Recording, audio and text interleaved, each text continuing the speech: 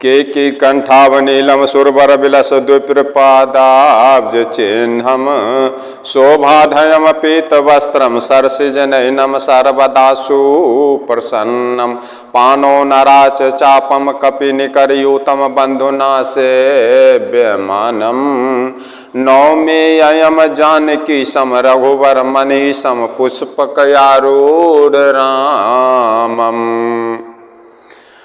मोर के कंठ की शोभा के समान हरिताभ नीलवर्ण और देवताओं में सबसे श्रेष्ठ संत भृंगु जी के चरण कमल के चिन्ह से सुशोभित शोभा से परिपूर्ण पीतांबर धारण करने वाले और सदा परम प्रसन्न रहने वाले और हाथों में धनुष बाण धारण करने वाले और वानर यूथ से युक्त भाई लक्ष्मण जी से सेवित स्तुति किए जाने योग्य श्री जानकी जी के पति रघुकुल श्रेष्ठ पुष्पक विमान पर सवार श्री रामचंद्र जी को मेरा निरंतर नमस्कार। सभी भक्तों के हर मनोकामना को पूर्ण करें और सभी भक्तों को हमेशा दुख से दूर रखें, आनंदित रखें और दुष्टों का अंत करें, सभी भक्तों को आनंद दें।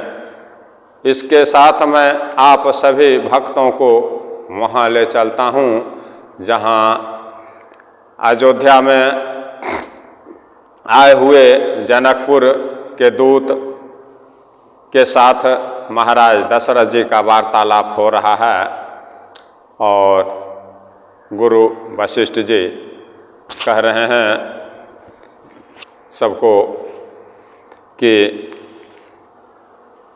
सुनि बोले गुरु अति सुख पाई पुण्य पुरुष कहूँ महि सुख छाय। सब वार्तालाप को सुन रहे हैं वशिष्ठ मुनि और दशरथ जी और दूत के बीच में क्या बातें हो रही हैं। तो गुरु वशिष्ठ जी कह रहे हैं, जब राजा जनक जी पूछ रहे हैं दूत को कि जनक जी के बारे में महाराज दशरथ जी पूछ रहे हैं कि जनक जी को कैसे मालूम हुआ मेरे राम और लक्ष्मण के बारे में, तब वशिष्ठ मुनि को बोलना पड़ा। वशिष्ठ मुनि कह रहे हैं कि सब संसार दुख सुख से भरा हुआ है और पुण्य आत्मा पुरुष के लिए पृथ्वी सुखों से छाई हुई है। सुनि बोले गुरु अति सुख पाई पुण्य पुरुष कहूँ महि सुख छाई। ये बात इसीलिए वशिष्ठ मुनि कह रहे हैं कि महाराज जनक जी पुण्य आत्मा हैं, इसी कारण से उनके दरवाजे पे श्री रामचंद्र जी और लक्ष्मण जी गुरु विश्वामित्र जी के साथ बिना बुलाए ही पहुंच गए। इसीलिए कह रहे हैं पुण्य आत्मा के लिए पृथ्वी सुखों से छाई हुई है। यह समाचार सुनकर और अत्यंत सुख पाकर गुरु वशिष्ठ जी बोल रहे हैं कि जो भी धर्मात्मा विचार के हैं, सही रास्ते पे चलने वाले हैं, दूसरों के हित सोचने वाले हैं, पुण्यात्मा पुरुष हैं, उनके लिए पृथ्वी सुखों से भरी हुई है, छाई हुई है, उनके लिए सुख ही सुख है। जिमि सरिता सागर महु जाहे यद्यपि तेहि काम ना नाहि। जिस प्रकार से नदी तालाब सभी नदियों का पानी सभी तालाबों का पानी उमड़ कर जाकर मिलता है समुद्र में, जबकि समुद्र को कोई कामना नहीं रहता है, इच्छा नहीं रहता है, फिर भी सभी नदियों के पानी समुद्र में जाके मिल जाते हैं।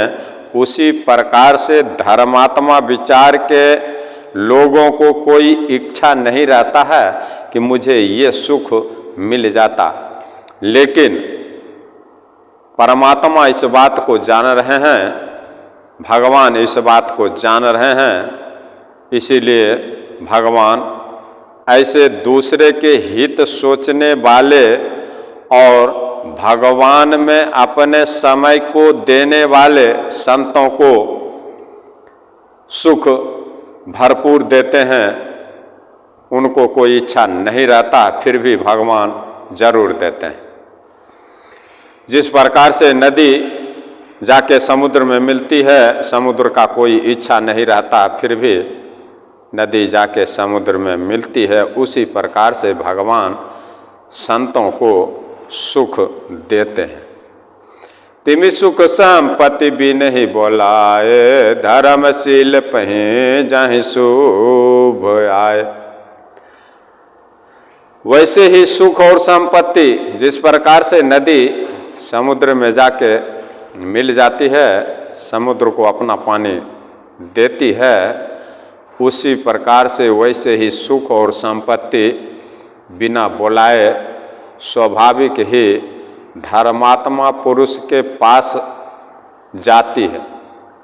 गुरु वशिष्ठ मुनि महाराज दशरथ जी से कह रहे हैं, क्योंकि दशरथ जी को ये बात समझ में नहीं आ रही है कि आखिर जनक जी को कैसे पता चला राम और लक्ष्मण जी के बारे में।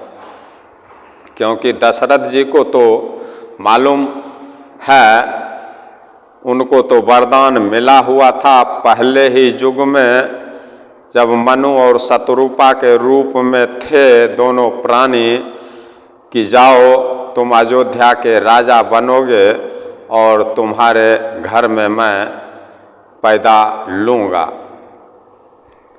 तो महाराज दशरथ जी को ये बात मालूम है, लेकिन जनक जी को ये बात नहीं मालूम है कि महाराज दशरथ जी के पुत्र तीनों लोक के मालिक हैं। इसीलिए महाराज दशरथ जी कह रहे हैं कि आखिर जनक जी को कैसे पता चला मेरे राम और लक्ष्मण के बारे में, जो वहाँ पहुँच गया जनक जी के पास। तो वशिष्ठ मुनि कह रहे हैं कि जो धर्मात्मा विचार के संत विचार के सज्जन होते हैं, उनके पास बिना बुलाए ही सुख संपत्ति और भगवान आ जाते हैं। इसीलिए महाराज जनक जी के पास आपके पुत्र राम और लक्ष्मण पहुँचे। कहने का तात्पर्य वशिष्ठ मुनि का यही है, तुम गुरु विप्र धेनु सुर से भी, आप जो है गुरु साधु संत गाय और देवताओं का सेवा करने वाले हैं। महाराज दशरथ जी से कह रहे हैं वशिष्ठ मुनि, तसि पुनीत कौशल्या देवी। जिस प्रकार से आप गाय देवताओं और संत और गुरु का सेवा करने वाले हैं, वैसे ही पवित्र कौशल्या देवी भी है आपकी धर्म पत्नी। महाराज दशरथ जी से महामुनि तीनों कालों को जानने वाले वशिष्ठ मुनि अपने मुख से कह रहे हैं, सुकीर्ति तुम समान जग माहे,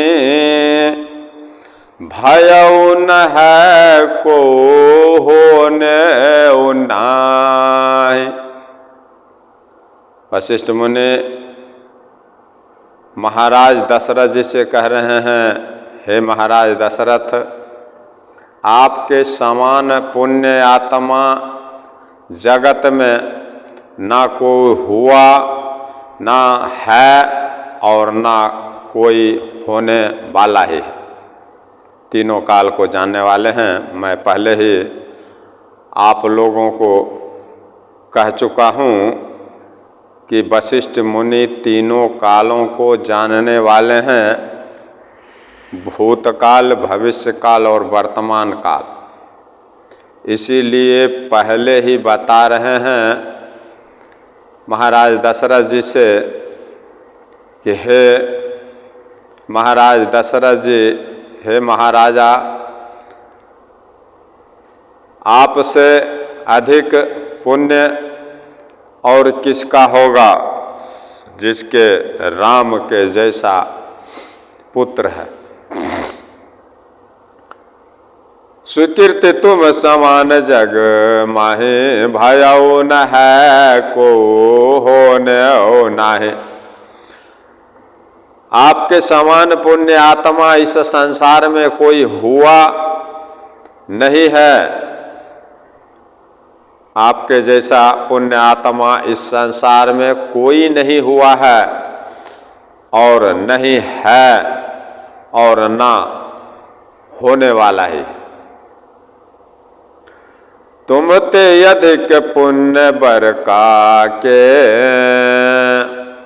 राजन राम सारित सूत जाके। महाराज दशरथ जी से वशिष्ठ मुनि कह रहे हैं, हे महाराज दशरथ जी, आपसे अधिक पुण्य करने वाला पुण्य आत्मा और इस संसार में कौन है? कोई नहीं है आपके जैसा किस्मत वाला, जिसके राम के जैसे पुत्र हो, उससे बड़ा किस्मत वाला और इस संसार में कौन हो सकता है। वीर विनीत धर्म व्रत धारी, गुण सागर बर बालक चारे। और जिसके चारों बालक, चारों पुत्र वीर, विनम्र, धर्म व्रत का व्रत धारण करने वाला और गुणों के सुंदर समूह हैं, राम लक्ष्मण भरत शत्रुघ्न,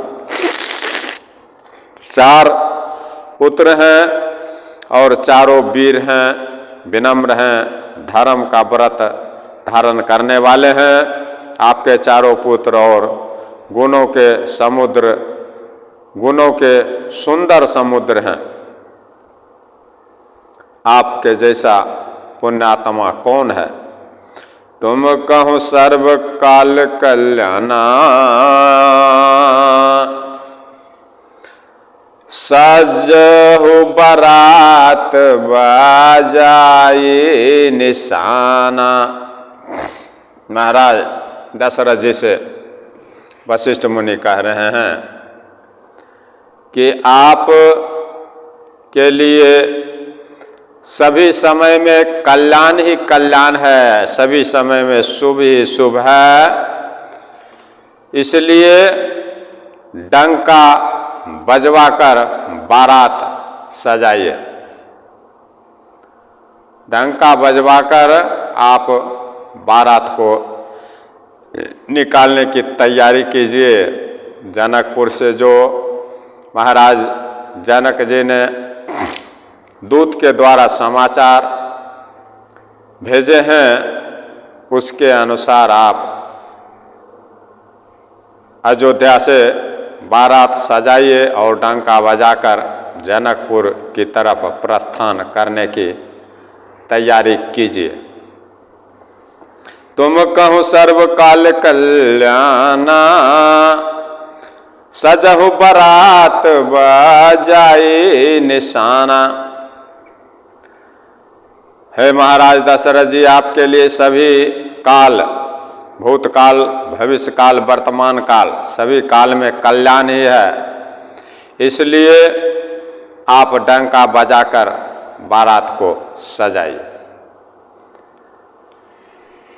चलहु बेगी सुनि गुरु बचन, भले नाथ सिरुनाई। भूपति गवन भवन तब दूतन वासुदेवाय।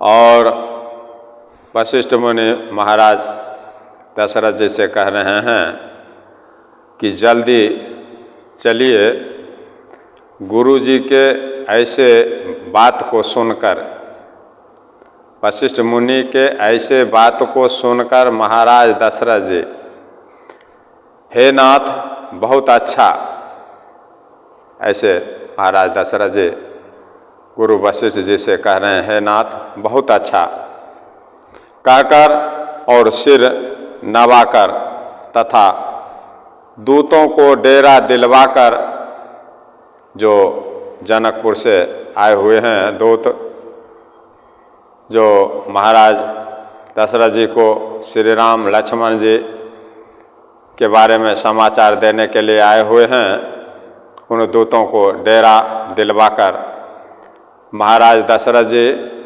अपने महल के लिए प्रस्थान कर रहे हैं। चलहु बेगी सुनि गुरु बचन, भले ही नाथ सिरुनाई। भूपति गवन भवन तब दूतन वासुदेवाय।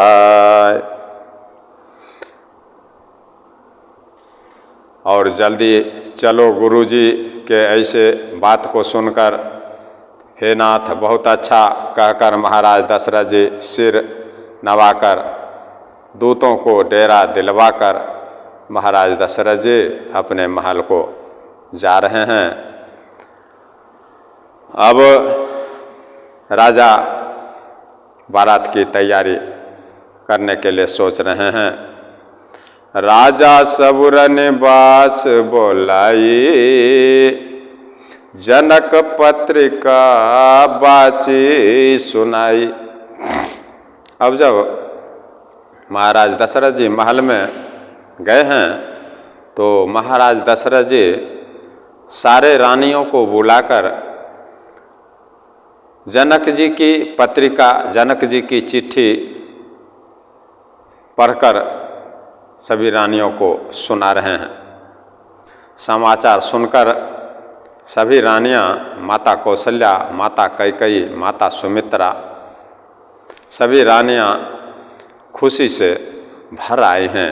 सभी के हृदय में अति उत्साह है इस समाचार को सुनकर कि श्री राम ने जनकपुर में धनुष जग में धनुष को तोड़ दिया और श्री राम का शादी अब सीता के साथ होगा।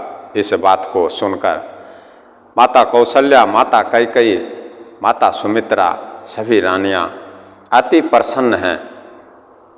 किन्हीं के मन में कोई दुख नहीं है, अति प्रसन्न, अति हर्ष है उनके हृदय में। और सुनि संदेशु सकल हर्षाने, अपर कथा सब भूप बखान। सभी रानियां खुशी से भर आई हैं, सभी के हृदय गदगद हो गए हैं।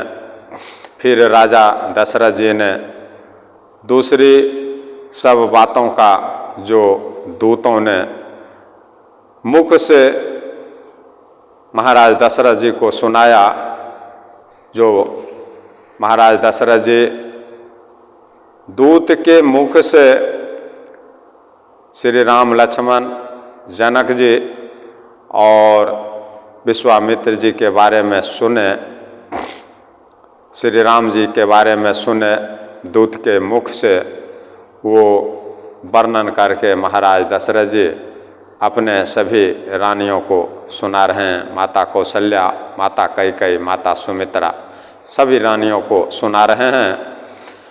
ऐसी बातें सुना रहे हैं जो कि पत्रिका में नहीं लिखा हुआ है। पत्रिका के अलावा जो भी समाचार दूतों से महाराज दशरथ जी पूछे थे और महाराज दशरथ जी को दूतों ने श्री रामचंद्र जी के बारे में जो कुछ भी वर्णन किए बड़ाई किए, वहाँ का जो भी समाचार सुनाए कि राजा बहुत जुटे हुए थे। जो खेल खेल में कैलाश पर्वत को उठा लिए थे रावण, वो भी उस धनुष को हिला नहीं सका। और रामचंद्र जी कब उठाए, कब धनुष को खींचे, कब धनुष टूट गया, किसी को पता भी नहीं चला। आपके पुत्र सूर्य के समान तीनों लोकों को उजागर करने वाला है। ऐसी सब अच्छी बातों को सुनकर महाराज दशरथ जी अपने सभी रानियों को सुना रहे हैं। सभी रानियां बहुत आनंदित हो रही हैं महाराज दशरथ जी के मुख से राम और लक्ष्मण के बारे में सुनकर, उनकी कथा को सुनकर, उनके समाचार को सुनकर सभी रानियां अति आनंदित हो रहे हैं। भगवान इसी प्रकार से सभी भक्तों को हमेशा आनंद दें और सभी भक्तों के हर मनोकामना को पूर्ण करें, सभी भक्तों के दुख को दूर करें और सभी भक्तों के शत्रु को भगवान शत्रुघ्न सर्वनाश करें। जय श्री राम, जय जय श्री राम।